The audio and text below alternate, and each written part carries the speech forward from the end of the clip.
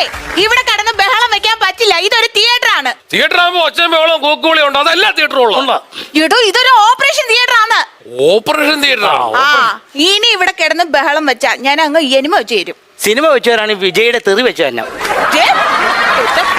Enema വെച്ച എന്താവും അറിയാവോ? ഇല്ല.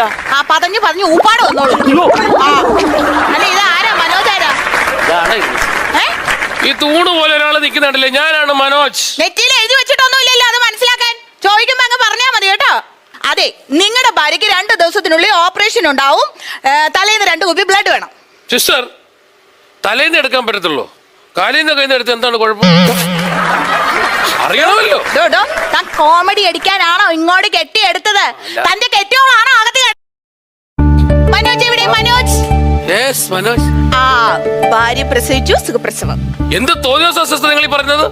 ഒരു കുഞ്ഞ് ജനിച്ചാൽ ആ കുഞ്ഞിന് പേരിടുന്നത് അതിന്റെ അച്ഛനും അമ്മയാണ്, അല്ലാതെ ഡോക്ടറും സിസ്റ്ററും കൂടെ ചേർന്നല്ല കുഞ്ഞിന് പേരിടുന്നത്. എവിടുത്തെ ന്യായമാണ്? എന്റെ കുഞ്ഞെ ഒന്നും വിചാരിക്കല്ലേടോ. തന്റെ കൊച്ചിന് പേരിടണോന്ന് ഞങ്ങള് പറഞ്ഞോടോ? ഡോക്ടർ പറഞ്ഞോടോ? വെറുതെ അനാവശ്യം വിളിച്ച് പറഞ്ഞോണ്ടല്ലോ, കൊച്ചു മേടിച്ചു പോവല്ലോ. പിന്നെ നിങ്ങളിപ്പോ വന്ന് പറഞ്ഞോ, എന്റെ ഭാര്യ പ്രസവിച്ചു ശിവപ്രസാദ് ഇപ്പൊ വന്ന് പറഞ്ഞല്ലോ. പൊട്ട സുഖപ്രസവം. സുഖപ്രസവം പറഞ്ഞു. കുഞ്ഞിനെ കാണണോ തനിക്ക്? ദൈവമേ, എന്റെ പ്രാർത്ഥന കേൾക്കണേ. എന്റെ പ്രാർത്ഥന പോലെ എനിക്ക് ആൺകുഞ്ഞിനെ തന്നെ കിട്ടണേ. ഈശ്വര, നീ എന്റെ പ്രാർത്ഥന കേട്ടല്ലോ. എനിക്ക് ആൺകുഞ്ഞിനെ തന്നെ കിട്ടിയല്ലോ. സന്തോഷം. I am happy. ഞാൻ വിചാരിച്ച പോലെ ആൺകുഞ്ഞല്ല, ഇതെന്റെ വിരലാ. വീട് എന്റെ പൊന്നു മക്കളെ, ഇങ്ങനെ ഒരു പൊട്ടൻ